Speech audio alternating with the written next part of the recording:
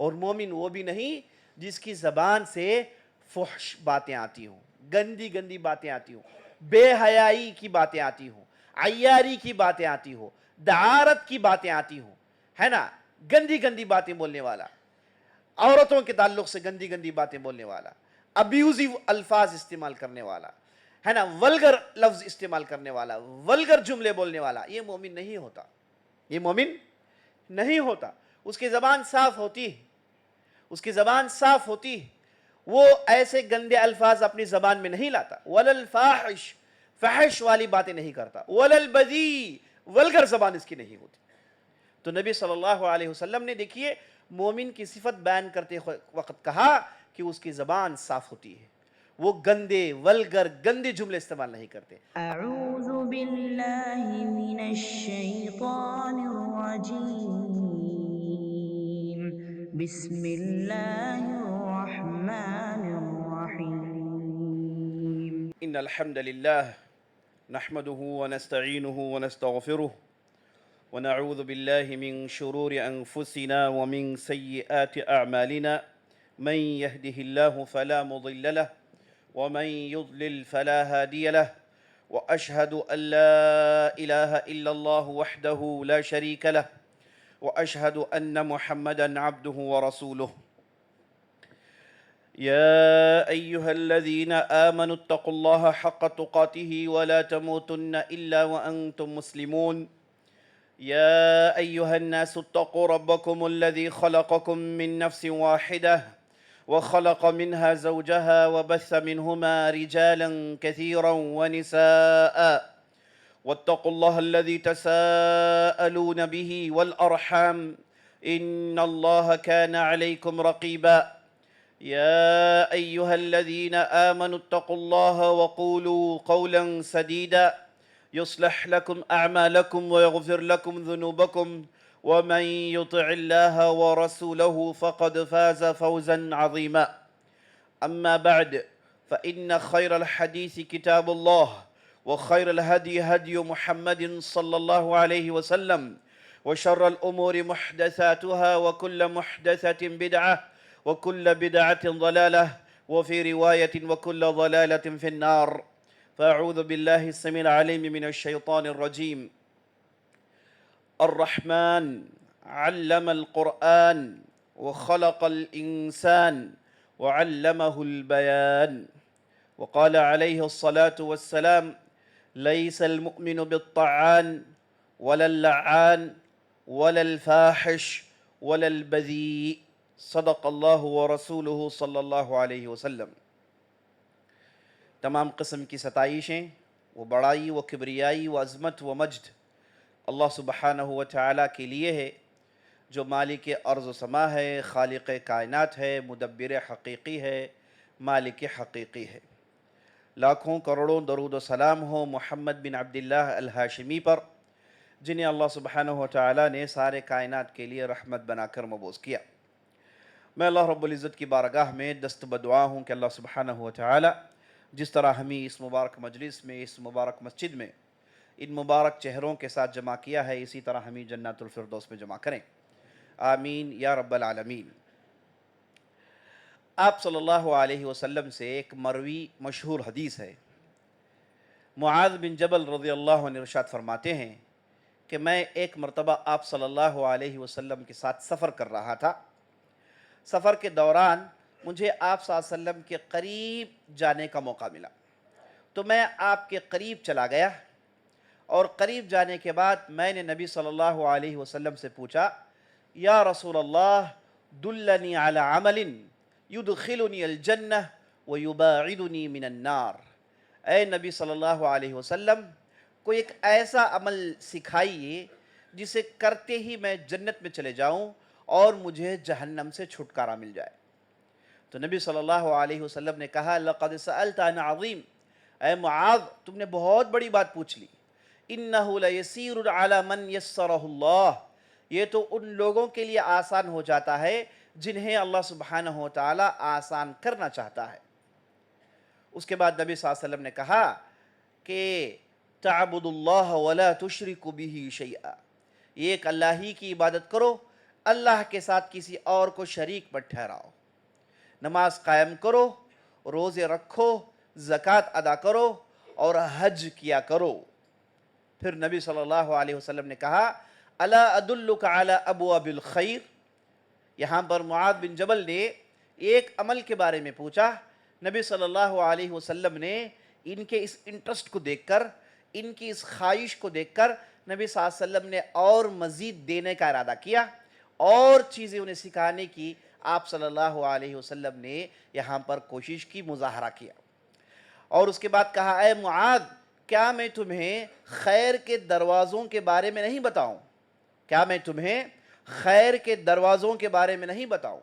معاذ بن جبل نے کہا ہاں رسول اللہ آپ ضرور بتائیے۔ تو نبی صلی اللہ علیہ وسلم نے کہا الصوم جنہ، روزہ ڈھال ہے، آدمی کو برائیوں سے روکتا ہے، روزہ آدمی کو طاقت دیتا ہے۔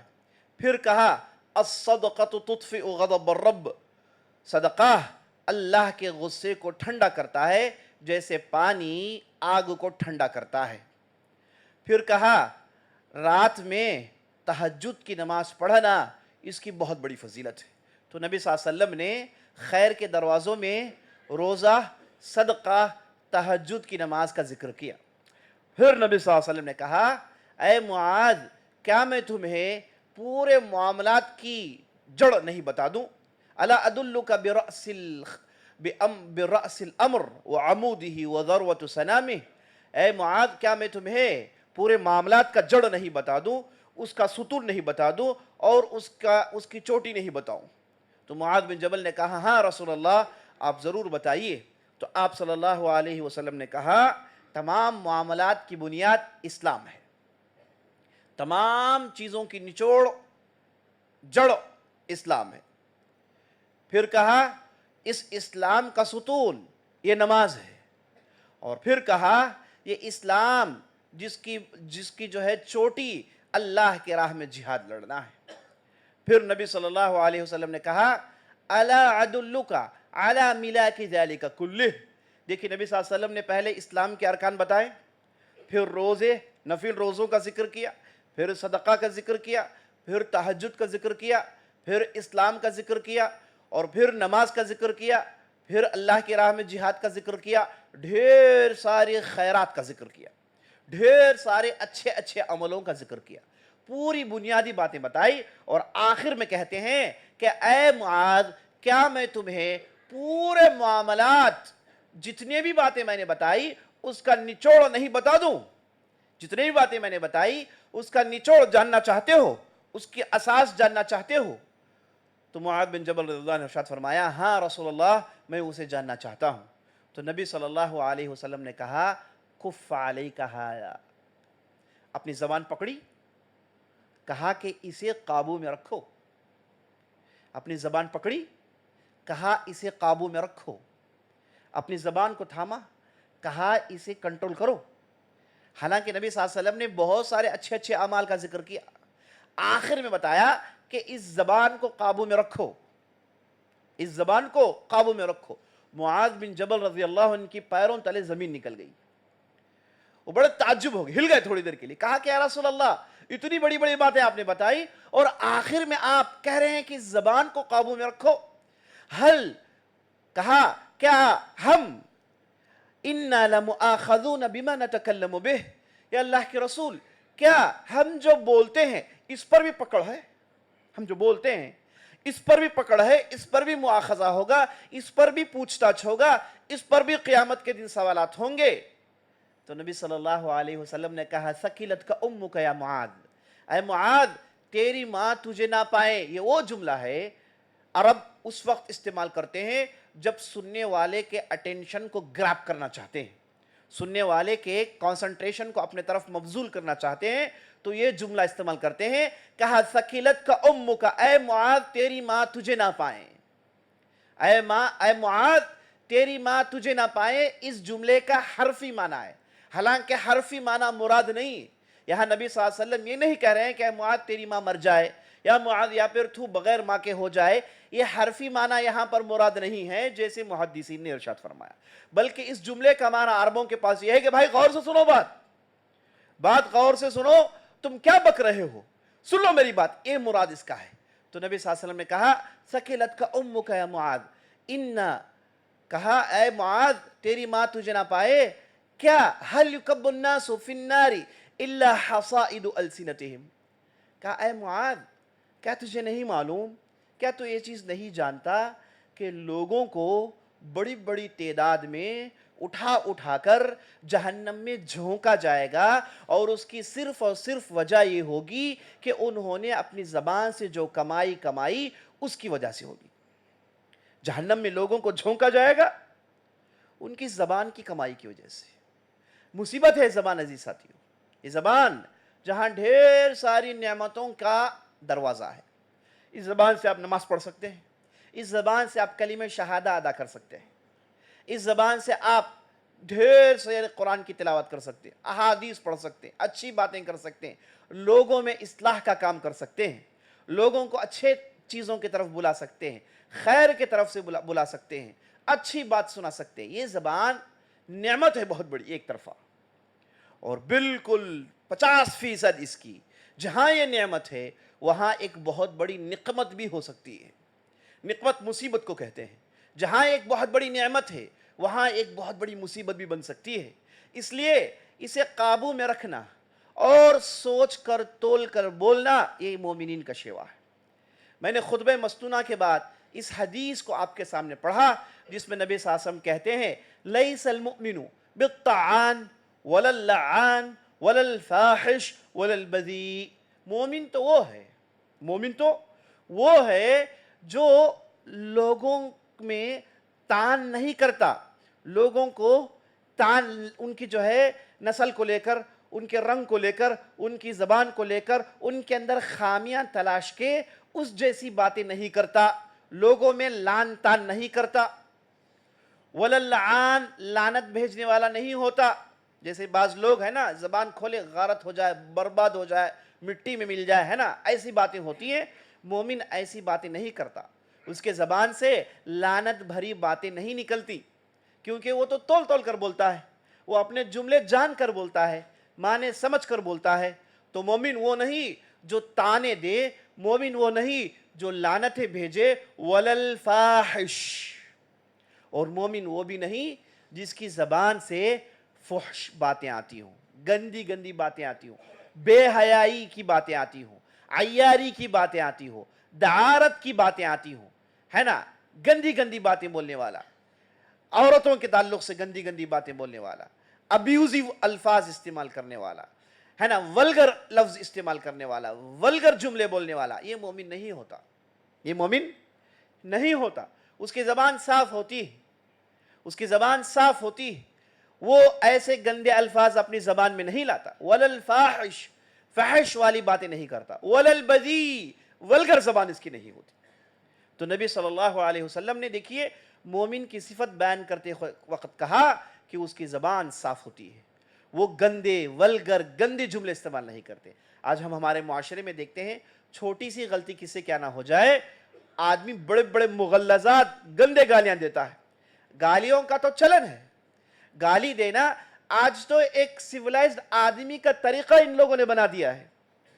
आदमी जबान को साफ रखता है, लोगों के दरमियान जाए तो अच्छी जबान बोलता है, सही अल्फाज बोलता है, गंदे अल्फाज के करीब नहीं जाता। लेकिन आज ट्रेनिंग क्या दी जाती है, आज सोशल मीडिया में क्या सिखाया जाता है, सोशल मीडिया में गाली के साथ जुमला शुरू किया जाए और गाली पर जुमला खत्म किया जाए। और इस ताल्लुक से हम देखते हैं कि बड़े बड़े लोग बड़े बड़े मंचों में बैठकर, बड़े बड़े स्टेजेस में बैठकर उनकी ज़बानें ऐसी होती जा रही। हरगिज़ मोमिनीन का ये तरीक़ा नहीं।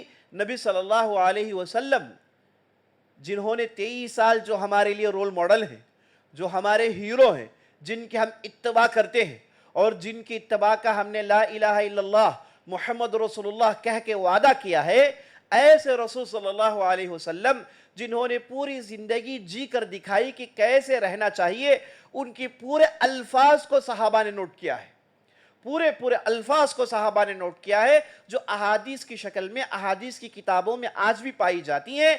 उनमें से आप सल्लल्लाहु अलैहि वसल्लम ने कभी भी किसी को गाली नहीं दी, कभी भी किसी को गाली नहीं दी, کبھی بھی ولگر لفظ استعمال نہیں کیا، حالانکہ دوسرے پردہ پوش باتوں کا آپ صلی اللہ علیہ وسلم نے کھلم کھلا کہا، سکھایا لوگوں کو، لیکن کبھی بھی اس گندے الفاظ کو اپنے بول چال میں استعمال نہیں کیا، لوگوں کے درمیان کبھی گالی نہیں دی۔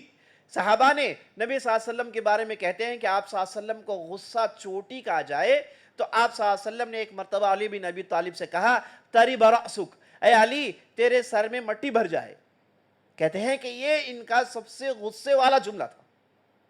تو ہم آپ صلی اللہ علیہ وسلم کی اتباع کرنے والے، ہماری زبانوں میں کیا الفاظ آ رہے ہیں؟ بازار میں چلیے، سڑکوں میں چلیے، ہے نا، لوگوں کے جہاں بھی جمع اڑے ہیں وہاں سے آپ گزریے، جا کر دیکھیے کہ ان کی زبانیں کیسی گندی ہیں، اور اسے پروموٹ کیا جا رہا ہے، اسے بتایا جا رہا ہے کہ یہی طریقہ ہے، اور پورے پکچرز میں، سیریلز میں، سوشل میڈیا میں اسے عام کیا جا رہا ہے۔ پتہ ہے آپ کو کیوں یہ کر رہے ہیں ایسا؟ ایک ایک فلم اٹھاتے ہیں، لاکھوں کروڑوں کے جو ہے ڈالرز خرچ کرتے ہیں اور اس میں گندے چیزوں کو ڈالتے ہیں تاکہ لوگ اسے دیکھیں اور وہ بھی ان الفاظ کو کہیں۔ جو گندے الفاظ کہتا ہے، جو گندے الفاظ بولتا ہے، جو گالی دیتا ہے، ان قریب اس پر عمل کرنے والا ہے، کیونکہ جو چیز زبان میں آتی ہے اس کا اثر دل میں پیدا ہوتا ہے، جس کا اثر دل میں پیدا ہو وہ چیز عمل کے شکل میں ظاہر آتی ہے۔ جو آدمی بولتا ہے، جو آدمی سوچتا ہے، اسی پر آدمی عمل کرتا ہے۔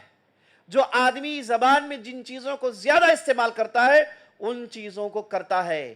اسی لیے آپ دیکھیں گے کہ اسلام کی تعلیمات میں ذکر و اذکار پر بہت زور ہے۔ کہا گیا کہ آپ ہر نماز کے بعد 33 مرتبہ سبحان اللہ، 33 مرتبہ الحمدللہ، 33 مرتبہ لا الہ الا اللہ، 33 مرتبہ جو ہے اللہ اکبر، یہ کہنے کا حکم دیا گیا ہے۔ کیوں 33 مرتبہ؟ کیوں بھائی؟ ایک مرتبہ تو کافی ہے، ایک مرتبہ میں اللہ اکبر کہوں گا تو وہی معنی ہے، 10 مرتبہ کہوں گا تو وہی معنی ہے، کیوں مجھے 33 مرتبہ کہنا ہے؟ لا الہ الا اللہ وحدہ لا شریک لہ لہ الملک و لہ الحمد وہو علی کل شیء قدیر، اسے صبح شام 100 مرتبہ کیوں بولوں بھائی؟ معنی تو وہی ہے، 100 مرتبہ کہنے سے معنی کہاں بدل جائے گا؟ معنی تو وہی رہے گا۔ لیکن حکمت کی بات یہ ہے، اس کی گہرائی یہ ہے کہ جو آدمی جملے اپنی زبان میں دہراتے رہتا ہے، بولتے رہتا ہے، اس کا اثر اس کے دل میں پیدا ہوتا ہے، اس کا اثر اس کے دل میں پیدا ہوتا ہے، اور جب دل میں اثر ہو تو دل، عزیز ساتھیوں، یہی ہے عمل کی بنیاد، اسی کو لے کر آدمی عمل کرتا ہے۔ دل کے مطابق ہاتھ پیر عمل کرتے ہیں، دل کے مطابق دماغ کام کرتا ہے، دل کے مطابق شرمگاہ کام کرتے ہیں، یہ دل ہی ہے جس کی وجہ سے پورا معاملہ چل رہا ہے۔ تو دل میں اثر پیدا ہوتا ہے، اس لیے اچھی چیزوں کو بولتے رہنا چاہیے، گندی چیزوں کو کبھی نہیں بولنا چاہیے۔ تو گالی گلوچ، مغلظات، صلواتیں، یہ جو کہا جاتا ہے، کہنا، ایسے الفاظ استعمال کرنا، اس سے آدمی کو پرہیز کرنا چاہیے، یہ نبی صلی اللہ علیہ وسلم کا طریقہ نہیں۔ آپ صلی اللہ علیہ وسلم سے ایک صحابی آئے، پوچھا من نجا یا رسول اللہ؟ عقبہ بن عامر آتے ہیں، کہتے ہیں اللہ کے رسول کیسے بچاؤ کیسے ہوگا؟ معاملہ تو بڑے کھٹن ہیں، کیسے بچیں یا رسول اللہ؟ تو نبی صلی اللہ علیہ وسلم نے کہا امسک علیک لسانک ولیسعک بیتک وابکی علی خطیئتک۔ نبی صلی اللہ علیہ وسلم کہا کہ اپنی زبان کو اپنے قابو میں رکھو، پہلی نصیحت۔ سوال کیا پوچھا گیا؟ اے اللہ کے رسول کیسے بچاؤ کیسے ہو سکتا ہے؟ اس دنیا میں کیسے بچوں، کیسے جنت حاصل کروں؟ تو پہلا کہا امسک علیک لسانک، تیری زبان کو قابو میں رکھ، تیری زبان کو اپنے کنٹرول میں رکھ۔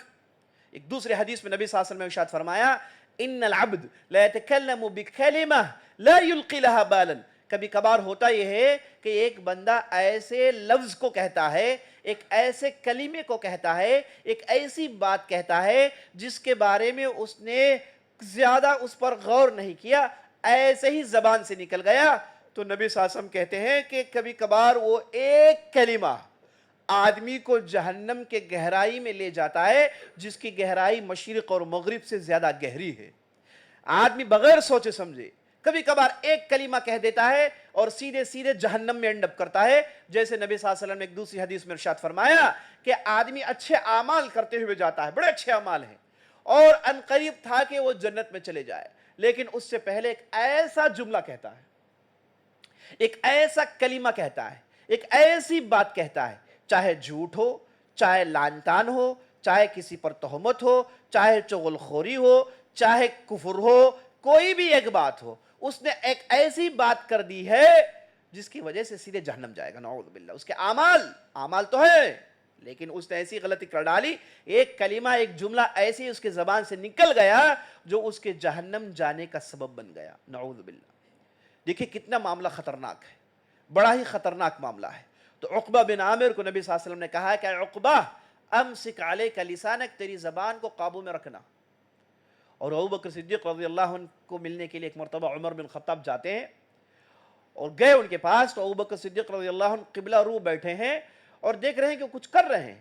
تو عمر بن خطاب نے غور سے دیکھا تو وہ اپنی زبان کو پکڑ کے کھینچ رہے ہیں۔ عمر بن خطاب نے کہا کہ بھائی یہ کیا آپ کر رہے ہیں ابوبکر صدیق رضی اللہ؟ تو ابوبکر صدیق رضی اللہ نے کہا کہ یہی ہے مصیبت جس کی وجہ سے پریشانیوں کو میں جھیل رہا ہوں۔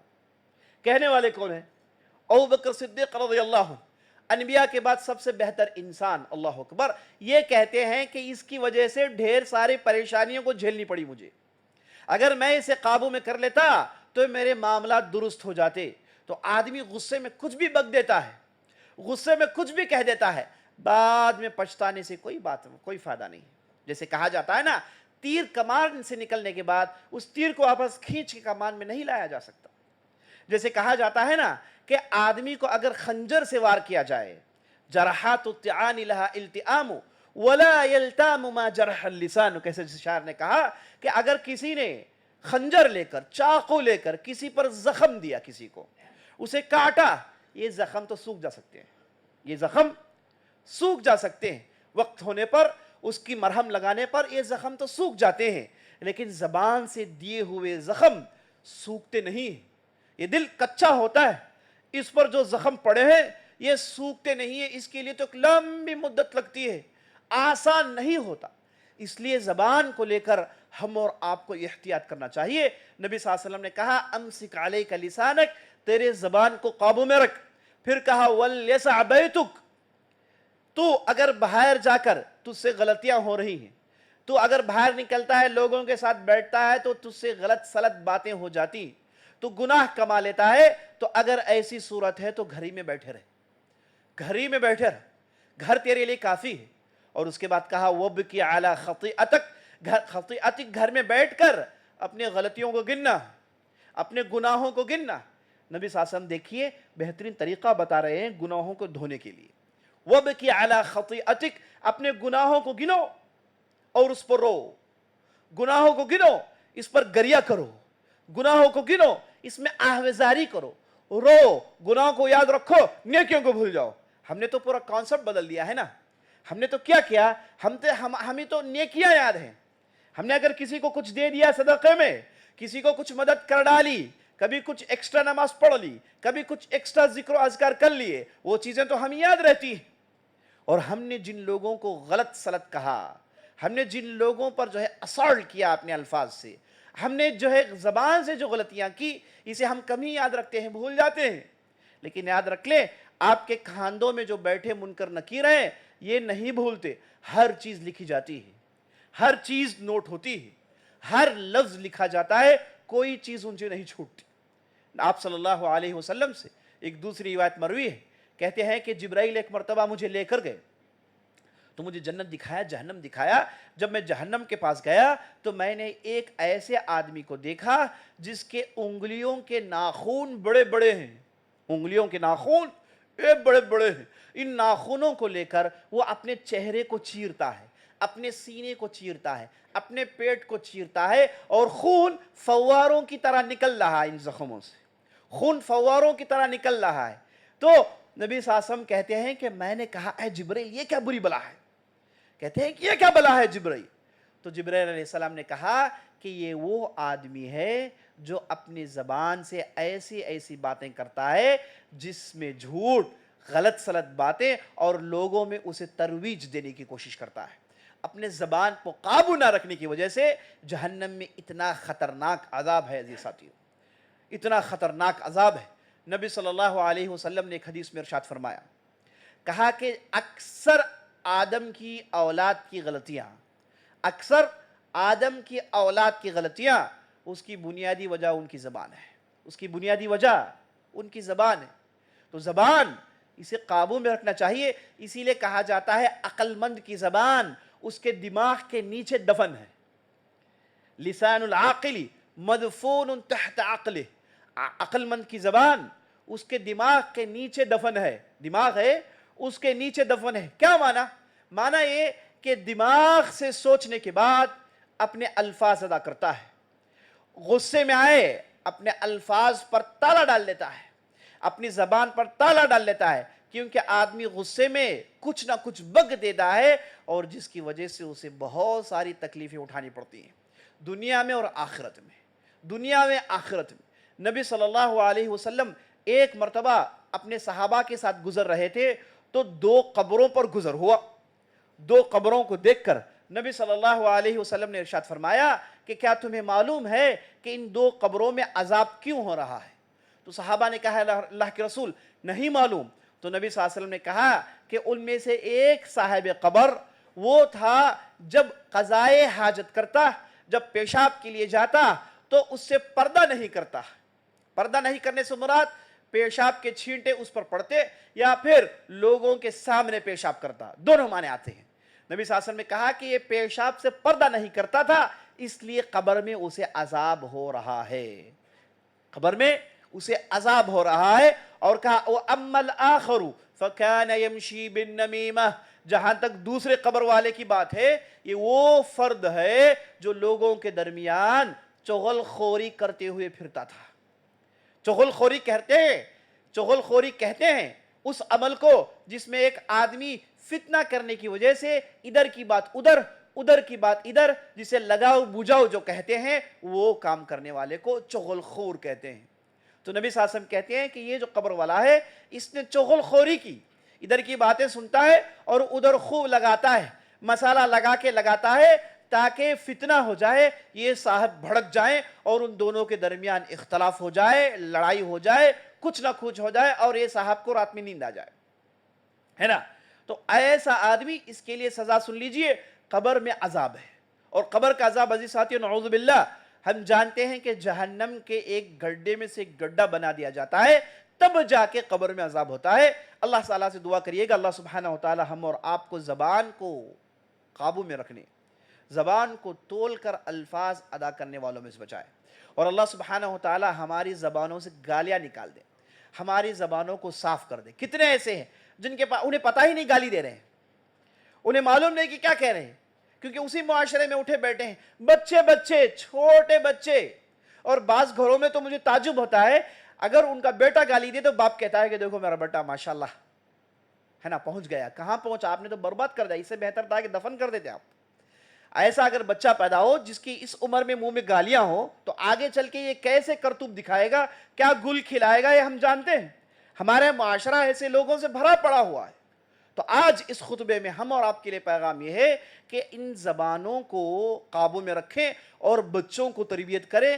گالی دینے والوں کو نصیحت کریں کہ بھائی آپ اپنا غصہ کچھ اور انداز سے باہر نکال سکتے ہیں. یہ گالی گلوچ کر کے آپ اپنی زبان کو خراب مت کریے, ساتھ اپنے دل کو خراب مت کریے, ساتھ اپنے دماغ کو مت خراب کریے, ساتھ اپنی عاقبت کو برباد مت کریے. میں آخر ایک حدیث سنا کے اپنی بات ختم کرتا ہوں. نبی صلی اللہ علیہ وسلم کہتے ہیں اے لوگوں کیا تمہیں مفلس معلوم ہے؟ مفلس کہتے ہیں کنگال آدمی جس کے پاس کچھ ہے نہیں. تو صحابہ نے کہا یا رسول اللہ ہاں ہمارے ہاں تو مفلس کنگال وہ آدمی ہے جس کے پاس اٹھنی چونی نہیں, بالکل صاف ستھرا ہے, کچھ بھی نہیں ہے اس کے پاس. تو نبی صلی اللہ علیہ وسلم نے کہا کہ نہیں, تم تو دنیا کی بات کر رہے ہو. میرے نظر میں, اللہ کی نظر میں مفلس وہ آدمی ہے جو قیامت کے دن آئے گا, اس کے کھاتے میں عمل ہوں گے, ڈھیر ساری نمازیں, ڈھیر ساری زکاتیں, ڈھیر سارے روزے, ڈھیر سارے اعمال کے ساتھ آئے گا.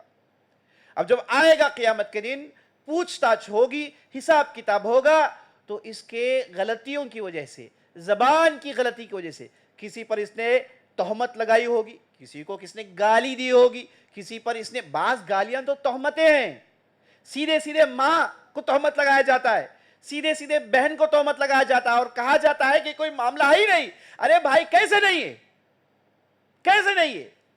یہ بات صرف وہ آدمی سنے گا, اس کے لیے برداشت ہوگا جس کی ماں غلط سلط ہے. بڑی آسانی سے کہہ دیا جاتا ہے, تو دیکھیے یہ آدمی آئے گا، اس نے کسی پر لعنت کی ہوگی، کسی کی گالی دی ہوگی، کسی کو جو ہے خاندان کے تعلق سے کچھ کہا ہوگا، اللہ سبحانہ و تعالیٰ اس کے نیکیوں کو اٹھائے گا، جس نے اسے گالی دی اس کے کھاتے میں ڈال دے گا، جس نے اس نے لعنت کی جو ہے تہمت لگائی اس کے کھاتے میں اس کی نیکیاں جاتی رہے گی، یہاں تک کہ اتنی ساری نیکیاں پوری بانٹ دی جائیں گی، دوسرے لے جائیں گے۔ جن لوگوں پر یہ صاحب نے کچھ کہا ہو، جو اس پر جو ہے تانا کسا ہو، کچھ بھی کیا ہو، یہ سارے اعمال لوگوں میں بٹ جائیں گے، اب ان کا کھاتا بالکل زیرو ہو جائے گا۔ اب یہ صاحب کنگال ہو جائیں گے، سب کچھ تھا لیکن اس کے باوجود نیکیوں سے کنگال، اور جب کھاتے خالی ہو جائے، اعمال خالی ہو جائے، کوئی نیکی نہیں، ترازو میں تولیں گے کیا؟ ترازو میں پھلڑے میں بھاری کیا چیز ہوگی؟ اگر اعمال کا پھلڑا بھاری ہو تو ہی جنت کو جائیں گے نا، ورنہ پھر پوچھ تاچھ پھنس جائیں گے، بڑا ہی گھناؤنا معاملہ ہو جائے گا۔ اللہ سبحانہ وتعالیٰ سے دعا ہے ہم نے جو بھی کہا ہے، جو بھی سنا ہے، اس کے مطابق عمل کرنے کی توفیق بخشے۔ سبحان ربک رب العزت عما یصفون وسلام علی المرسلین والحمد للہ رب العالمین۔